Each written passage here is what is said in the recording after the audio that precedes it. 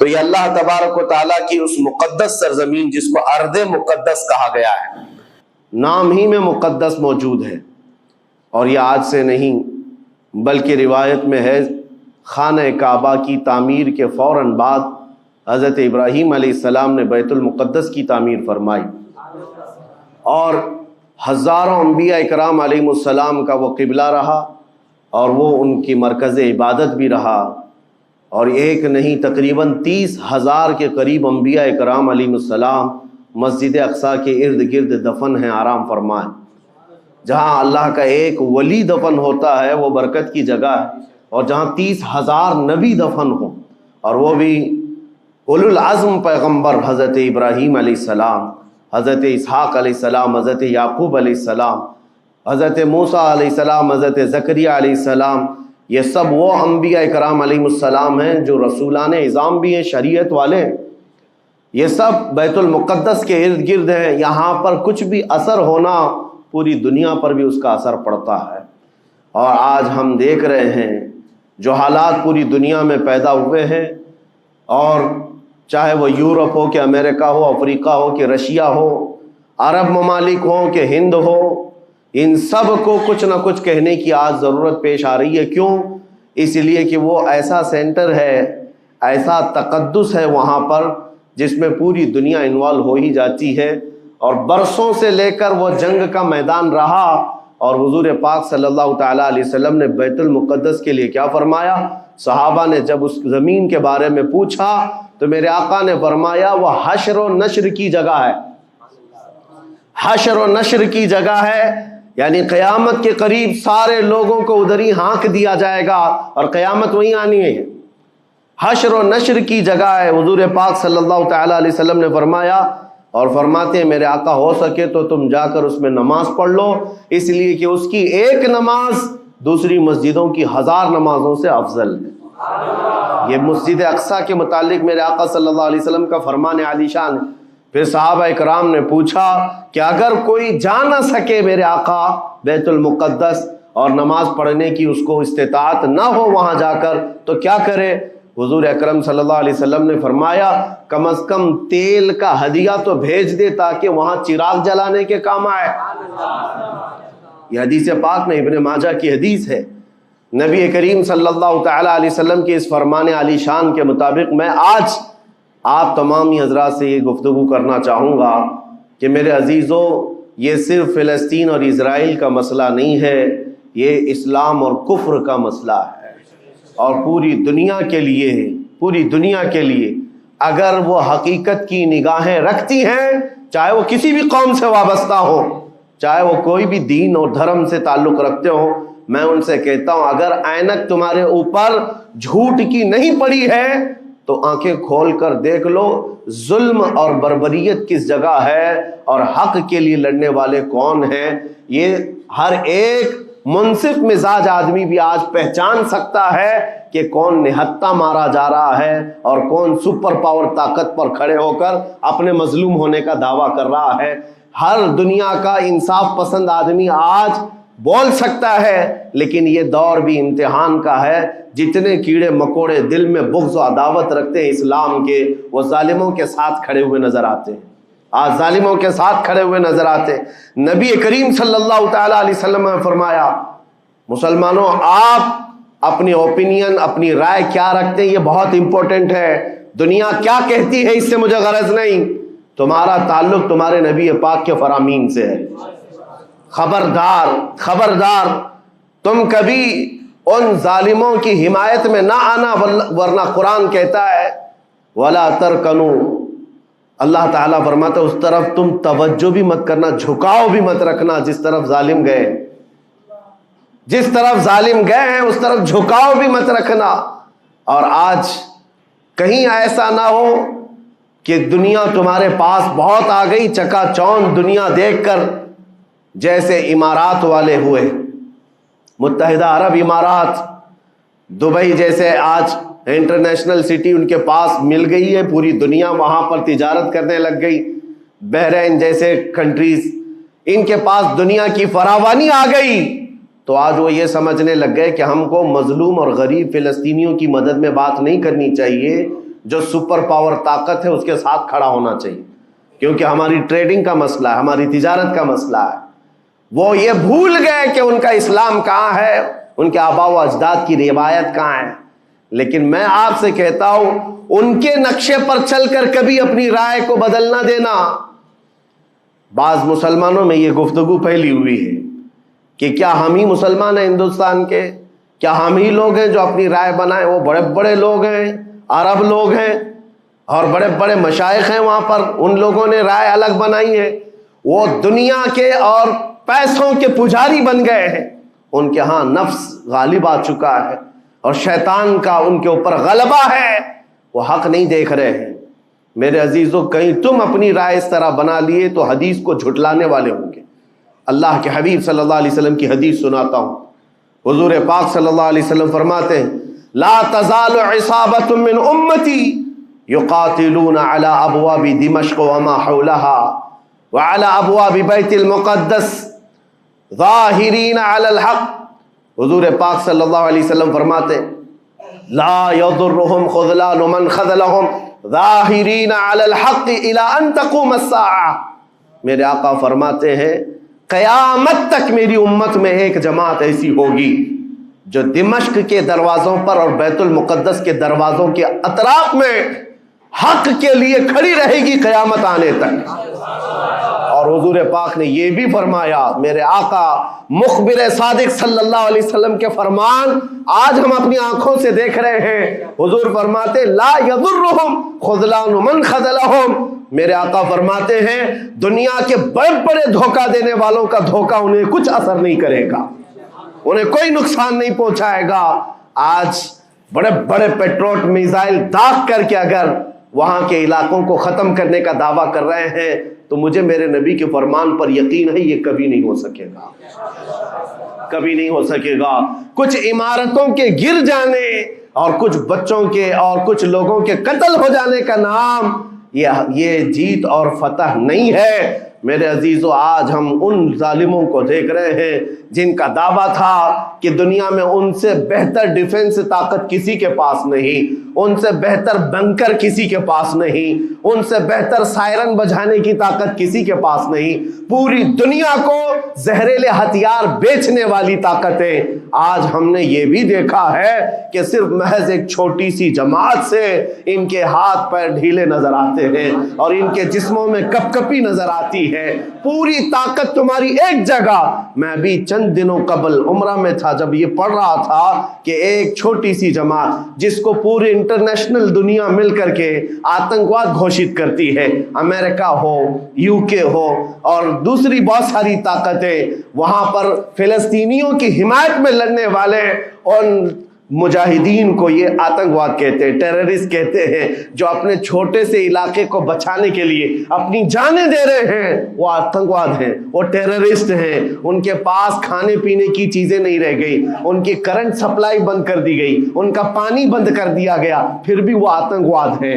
میرے عزیزو، یہ دنیا کا دغلا معیار دیکھو آپ۔ رشیا پورے یوکرین کو تباہ کرتا رہا، پورا راکھ میں بدل دیا۔ ان ظالم کتوں کی زبان پر کبھی نہیں آیا کہ رشیا آتنکواد ہے یا رشیا ٹیررسٹ ہے۔ یہ میڈیا میں بھونکتے رہے رشیا اور یوکرین کی وار چل رہی ہے، زمین کا مسئلہ ہے۔ ارے ہزاروں لوگوں کو رشیا راکھ میں بدل کر رکھ چکا ہے، کیوں نہیں بولتے اس کے متعلق؟ کیوں نہیں کہتے کہ وہ آتنکواد ہے؟ اس لیے کہ یہ ظالم دجالی میڈیا جتنے ہیں انہیں پتا ہے ان کے باپ داداؤں سے بڑی طاقت اس کے پاس موجود ہے۔ طاقتوں کی پوجا کرنا اور بڑی بڑی طاقتوں کو سلام کرنا یہ ان کی فطرت میں داخل ہے، اور ہم الحمدللہ مسلمان ہر وقت یہ فیصلہ رکھتے ہیں کہ جو غریب ہے، جو مظلوم ہے، وہ چاہے ایک سکہ بھی نہ رکھتا ہو، ہم اس کی حمایت میں ہمیشہ کھڑے رہتے ہیں۔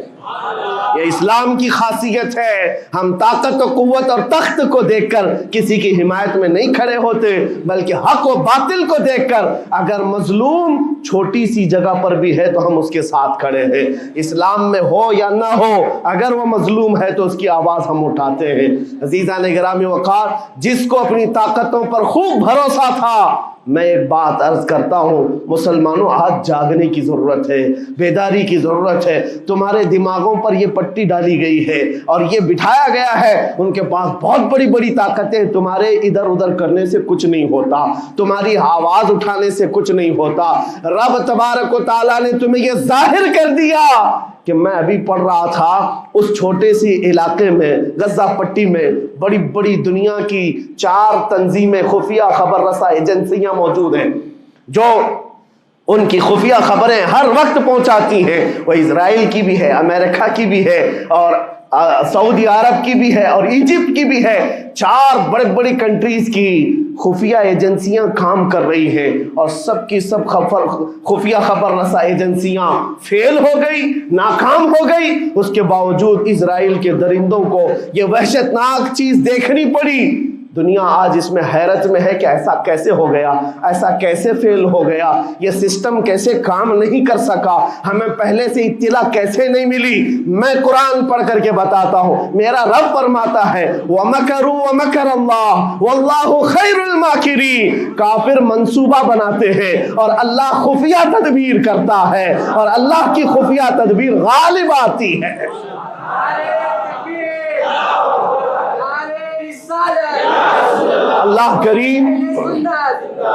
اللہ کریم جب خفیہ تدبیر فرماتا ہے، سارے سسٹم فیل ہو جاتے ہیں، دنیا کی طاقتیں ہیچ ہو جاتی ہیں۔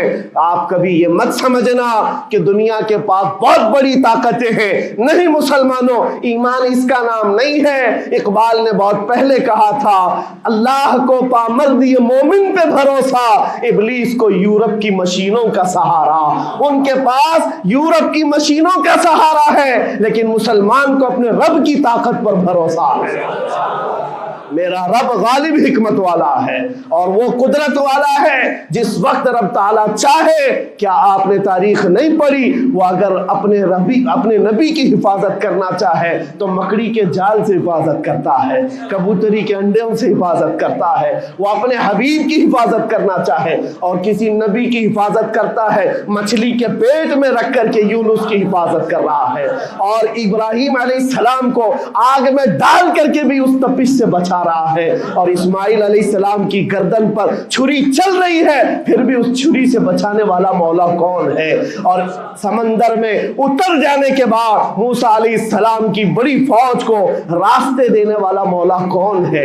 آپ جانتے ہیں، ابراہیم علیہ السلام کو آگ سے بچانے والا، یونس علیہ السلام کو مچھلی کے پیٹ میں زندہ رکھنے والا، موسیٰ علیہ السلام کو سمندروں میں راستہ دینے والا وہی خدا ہے جو اپنے حبیب کو کفار مکہ کے ہر ظلم سے بچانے والا، ان کے رات کے منصوبوں کو خاک میں ملانے والا، میرے حبیب کو ان کافروں کے سامنے سے ایسے گزارنے والا کہ وہ کافروں کی آنکھیں ہمیشہ کے لیے اندھی ہو کر رہ جائیں۔ وہ مولا کل بھی تھا، آج بھی ہے اور ہمیشہ رہے گا۔ وہ اللہ حی و قیوم ہے، اس کی ذات پر توکل رکھو، یقین رکھو۔ آج دنیا کے ان حالات کو دیکھ کر مسلمانوں کا ایمان اور مضبوط ہو جائے، اور مضبوط ہو جائے۔ آپ یہ سوچتے ہوں گے ہمیں کیا کرنا چاہیے، ہم یہاں بیٹھ کر کیا کریں؟ میں تو اس بات کو کہوں گا، آپ واٹس ایپ جہاد میں مصروف نہ رہیں، ادھر کی ادھر چیزیں شیئر کرتے ہوئے گھر میں بیٹھ کر کے رات بھر اپنی مرغن غذاؤں میں اور بستروں پر سوتے رہے نہیں۔ اگر تمہارا دل روتا ہے کسی ایک بچے کی آہ پر، تم پہنچ تو نہیں سکتے، لیکن کسی غریب کی ایک درد پر تمہارا دل روتا ہے، اللہ کی بارگاہ میں وہ بھی لکھا جاتا ہے، وہ بھی لکھا جاتا ہے، اور تم کو ان کے شریکوں میں شمار کیا جاتا ہے۔ تم اگر رقت کے ساتھ بیٹھ کر کے دعا کرتے ہو، سوچو آج آپ اپنے گھر میں ہیں، تمہارا بیٹا نکلا، جوان بیٹا نکلا، اس کی خبر آئی کہ اچانک اس کی لاش کہیں تڑپتی ہوئی نظر آئی، جیسے خبر سنو گے تمہارا کھانا پینا حرام ہو جاتا ہے، تمہارے گھر بار کا چین و سکون غارت ہو جاتا ہے۔ کیا ہوتا ہے جب اپنا ایک جوان بیٹا کہیں کسی حادثے میں انتقال ہونے کی خبر بھی آ جائے، بے چینی اور گھر میں کوہرام مچ جاتا ہے۔ یہ چیز کیوں ہوتی ہے؟ کیونکہ تمہارا تعلق ہے، جسمانی بھی روحانی بھی تعلق ہے اپنے بیٹے سے۔ اور میرے آقا نے فرمایا مثل المؤمن کمثل جسد اذا اشتكى عضو تداعى له سائر الجسد بالسهر والحمى۔ میرے آقا فرماتے ہیں پورے مومن جتنے بھی دنیا میں ہیں سارے مومنین ایک جسم کی طرح، میرے آقا فرماتے ہیں ایک جسم کی طرح ہیں، اگر ایک عضو کو تکلیف ہو تو پورے جسم میں بخار آ جاتا ہے، ایک عضو کو تکلیف ہو تو پورے جسم میں بخار آتا ہے۔ آج تمہاری کیفیت یہ ہونی چاہیے، جس وقت ان حالات کو دیکھو تمہارا دل روئے، تمہاری بے قراری بڑھ جائے، تمہاری بے چینی بڑھ جائے، اور بارگاہ رب العزت میں گڑ گڑاؤ کہ مولا اگر ہمارے برے اعمال کی وجہ سے، ہمارے گناہوں کی وجہ سے ہمارے بھائیوں پر اگر یہ آفت آئی ہے تو میں توبہ کرتا ہوں، میں باز آتا ہوں مولا، میں اپنی حرکتوں سے توبہ کرتا ہوں۔